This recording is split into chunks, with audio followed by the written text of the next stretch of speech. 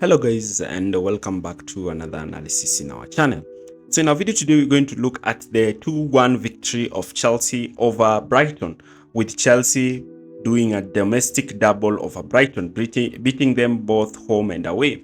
This game showcased another facet of Mauricio Pochettino's team and the evolution of Chelsea under Mauricio Pochettino. This game also put in Cole Palmer in one of the best positions in his charge to win Player of the Year, scoring 22 goals and 10 assists in his debut season in the Premier League. Quite impressive for a 21-year-old player. So Chelsea are firmly in the driving seat for the race to play in the Europa League next season, with 5th place looking feasible and solidifying in the 6th place, only needing a draw to qualify for the Europa League next season. So before we start our analysis, we need to look at the lineups. So Chelsea lined up in their usual 4-2-3-1 formation, and the surprise inclusion was Malo Gusto coming in and Thiago Silva losing his position in the team, with Pochettino preferring Chalobah and Banoa. Also, Mudryk, Palmer and Madueke kept their position, with Raheem Sterling not getting an opportunity to start this game. Brighton, on the other hand, also played with a 4-2-3-1 system, and Danny Welbeck was the surprise exclusion from this lineup, and we are going to see how both teams played tactically, and we are going to see how Chelsea managed to tactically outmaneuver Brighton, despite Chelsea getting a red card late on in the game. Before we begin our analysis, do not forget to like, share and subscribe to our channel for more videos like this.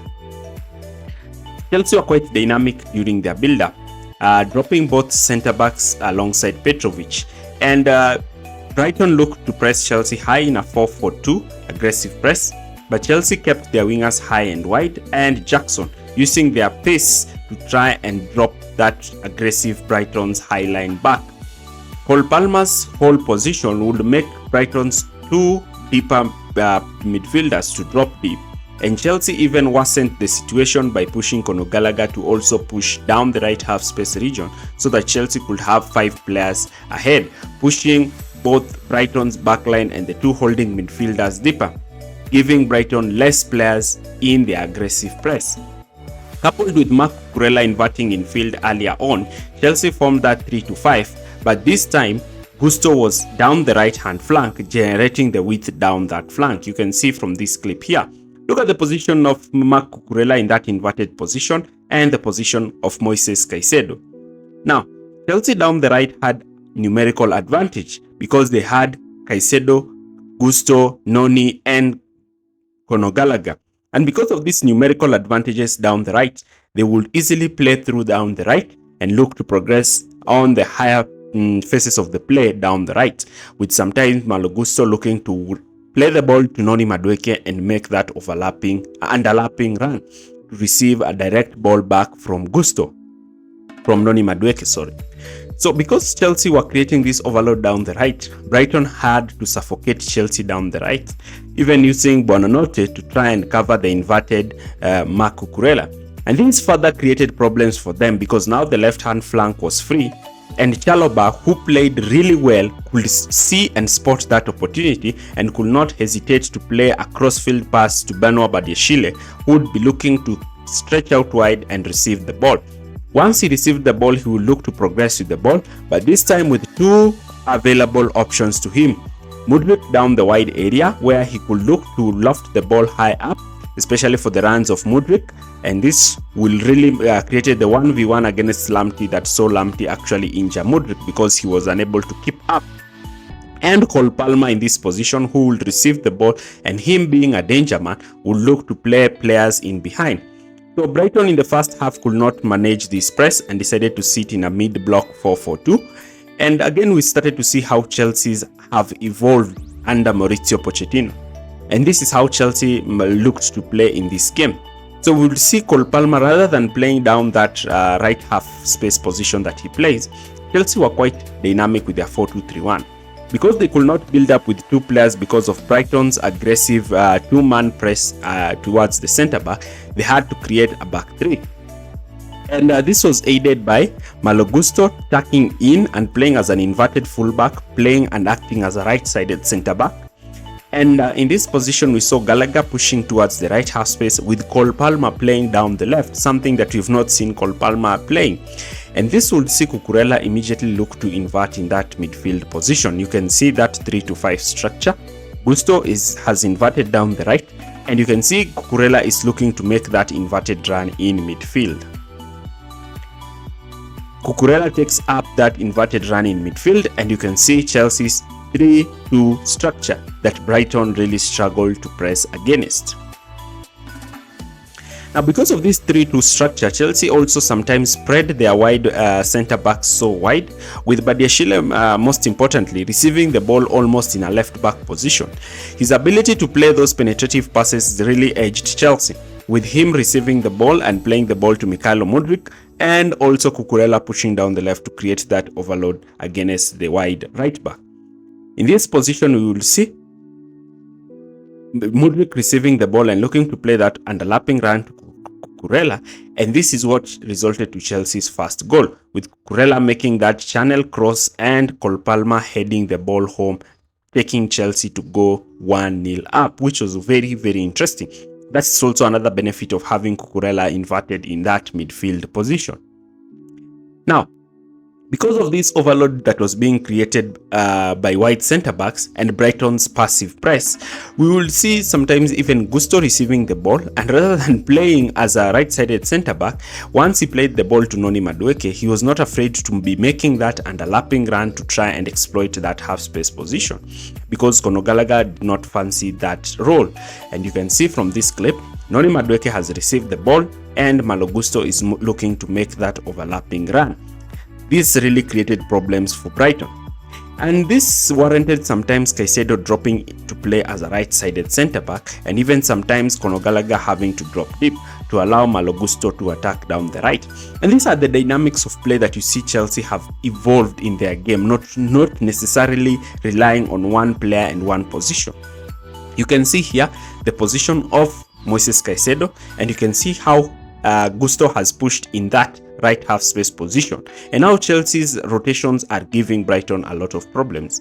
Now Gusto is able to receive the ball and is able to play a clear cross, and this is how Chelsea managed to score the second goal, because Christopher Nkunku, upon coming in, was able to actually attack this position and score the cutback.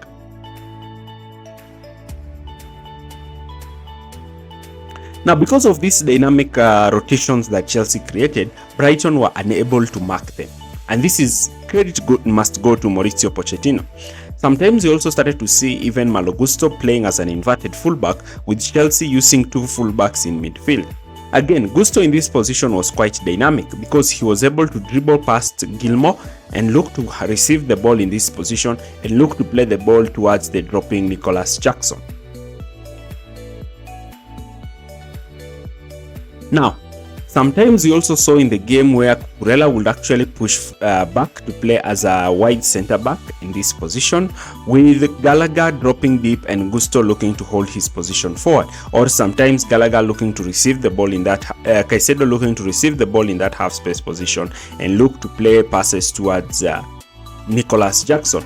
But Jackson was quite wasteful in these positions, and sometimes his first touch really let him down.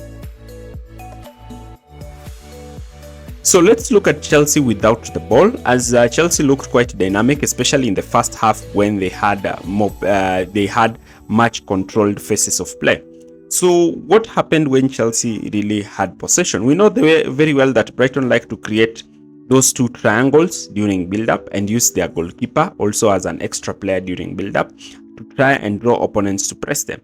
So Chelsea knew what Brighton wanted to do. And this is what Chelsea actually looked to do in this game.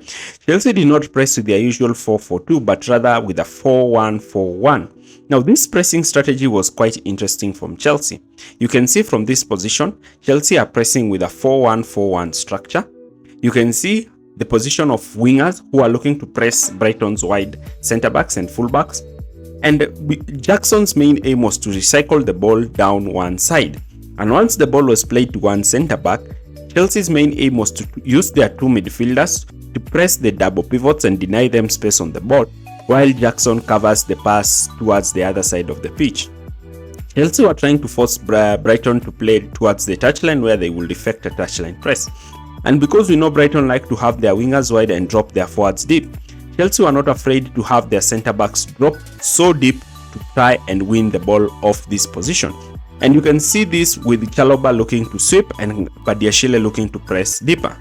Look at the position of Benoit Badiashile at the bottom of your screen. You can see he has dropped so deep to try and cover in Enciso. And this ensured Chelsea were quite compact in their press, going man-to-man in the backline and having Chalobah as an extra man to sweep in behind.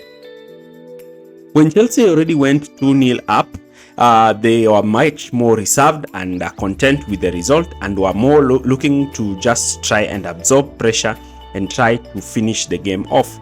And because they had their forwards were looking to cover the two holding midfielders and just forced Brighton to play in a U-shaped structure, using their wingers to press the Brighton's fullbacks and forcing them to play back.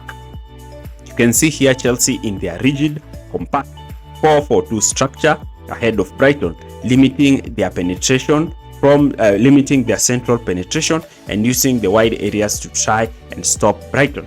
You can also see the position of Chelsea's wingers who have dropped in midfield to give Chelsea numerical advantages, especially when they didn't have the ball.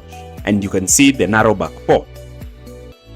And when Brighton looked to try and commit players forward, Chelsea's main aim was to win this ball and look to find Cole Palmer in between the lines and immediately look to have players making runs ahead of him, where Chelsea will look to try and create counter-attacking situations, though Jackson was not able to materialize these situations. Moises Caicedo further emphasized why Chelsea played a huge fee for him, playing very well despite the boos and jeers from Brighton's fans. It was an unfortunate game for Reece James, the club captain, who managed to really make a very bad challenge in this game that saw him sent off, and this could have actually costed his team points, and he should actually learn from this. So Chelsea currently are sitting comfortably at 6th position. A position where you will not think Chelsea will be in when you look at their form, especially in December, November and October, where they scored only 1 goal, showcasing the turnaround that Maurizio Pochettino has created at Chelsea and actually looking to overcome Spurs. Pochettino, a manager who had been put under a lot of scrutiny and question for not creating instant impact, is seeing to actually look to make progress with regards with the Chelsea project. If you've liked this video, do not forget to like, share and subscribe. Thanks for watching.